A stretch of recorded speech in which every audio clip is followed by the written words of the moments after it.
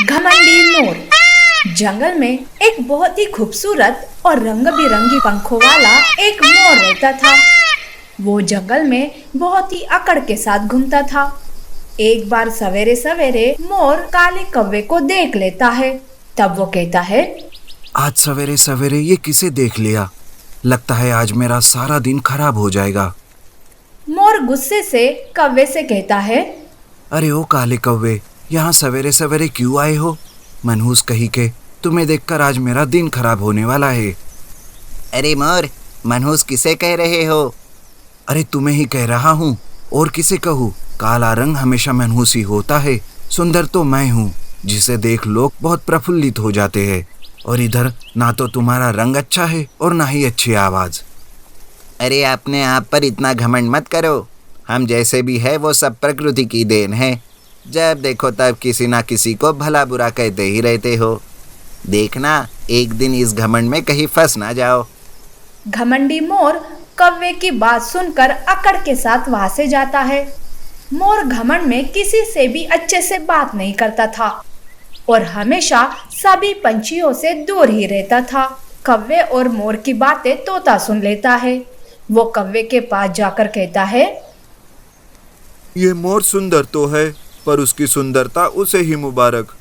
उसे बाकी के पंछियों को भला बुरा कहने की कोई जरूरत नहीं। इसका घमंड तोड़ने वाला कोई ना कोई तो जरूर आएगा। उसी जंगल में पंछियों के गुणों को दर्शाने की प्रतियोगिता रहती है। तब मोर खुद को तालाब के पानी में देखता है और कहता है, ये प्रतियोगिता तो मैं ही जीतूंगा। इस जंगल में मुझ जैसा कोई भी खूबसूरत नहीं है।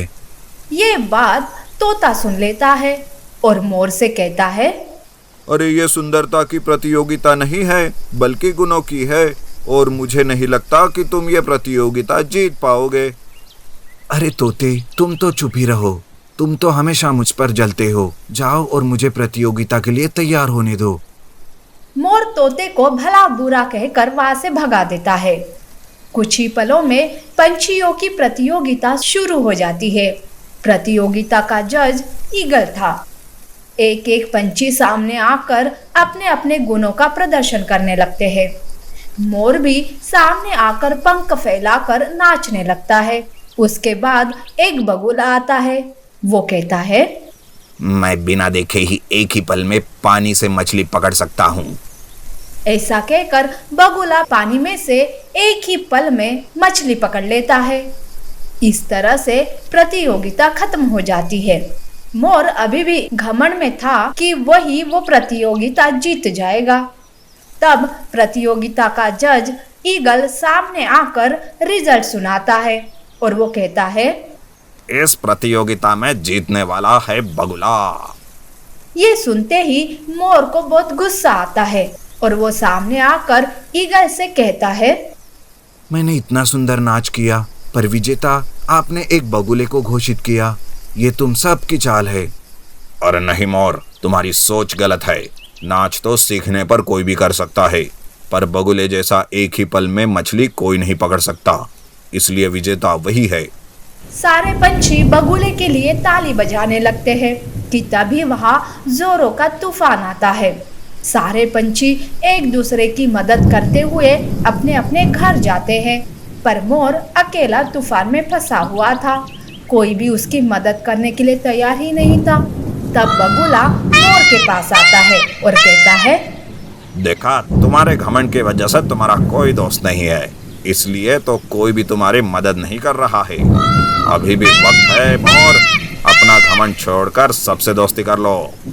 मोर को बगुले की बात समझ आती है और वो अपना घमंड छोड़कर बगुले के साथ दोस्ती कर लेता है। तब बगुला और मोर एक दूसरे का साथ देकर तूफान से बचते हुए घर जाते हैं। उस दिन के बाद से मोर सबसे प्यार से और मित्रता से रहने लगता है। नीति: हमें अपनी सुंदरता पर कभी घमंड नहीं करना चाहिए। घमंडी मोर। जंगल में एक बहुत ही खूबसूरत और रंग बिरंगी पंखों वाला एक मोर रहता था। वो जंगल में बहुत ही अकड़ के साथ घूमता था। एक बार सवेरे सवेरे मोर काले कौवे को देख लेता है। तब वो कहता है, आज सवेरे सवेरे ये किसे देख लिया? लगता है आज मेरा सारा दिन खराब हो जाएगा। मोर गुस्से से कौवे से कहता है, अरे ओ काले कौवे, यहाँ सवेरे सवेरे क्यों आए हो? मनहूस कहीं के, तुम्हें देखकर आज मेरा दिन खराब होने वाला है। अरे मोर, मनहूस किसे कह रहे हो? अरे तुम्हें ही कह रहा हूँ, और किसे कहूँ? काला रंग हमेशा मनहूस ही होता है। सुंदर तो मैं हूँ, जिसे देख लोग बहुत प्रफुल्लित हो जाते हैं। और इधर ना तो तुम्हारा रंग अच्छा है और ना ही अच्छी आवाज। अरे अपने आप पर इतना घमंड मत करो।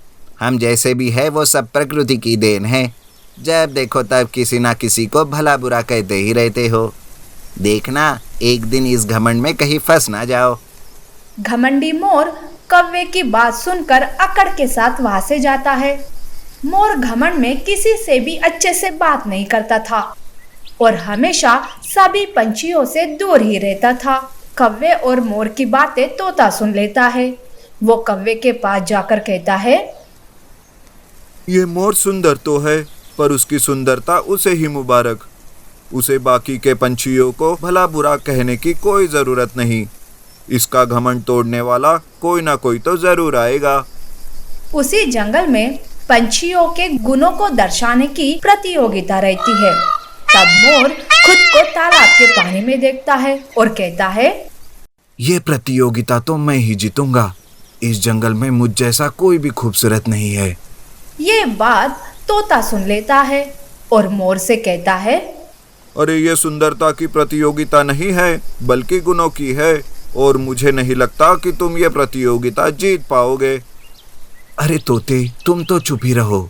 तुम तो हमेशा मुझ पर जलते हो। जाओ और मुझे प्रतियोगिता के लिए तैयार होने दो। मोर तोते को भला बुरा कहकर वहां से भगा देता है। कुछ ही पलों में पंछियों की प्रतियोगिता शुरू हो जाती है। प्रतियोगिता का जज ईगल था। एक एक पंछी सामने आकर अपने अपने गुणों का प्रदर्शन करने लगते हैं। मोर भी सामने आकर पंख फैलाकर नाचने लगता है। उसके बाद एक बगुला आता है। वो कहता है, मैं बिना देखे ही एक ही पल में पानी से मछली पकड़ सकता हूँ।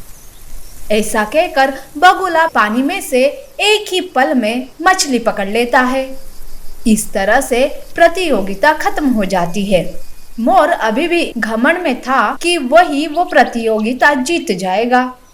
तब प्रतियोगिता का जज ईगल सामने आकर रिजल्ट सुनाता है और वो कहता है, इस प्रतियोगिता में जीतने वाला है बगुला।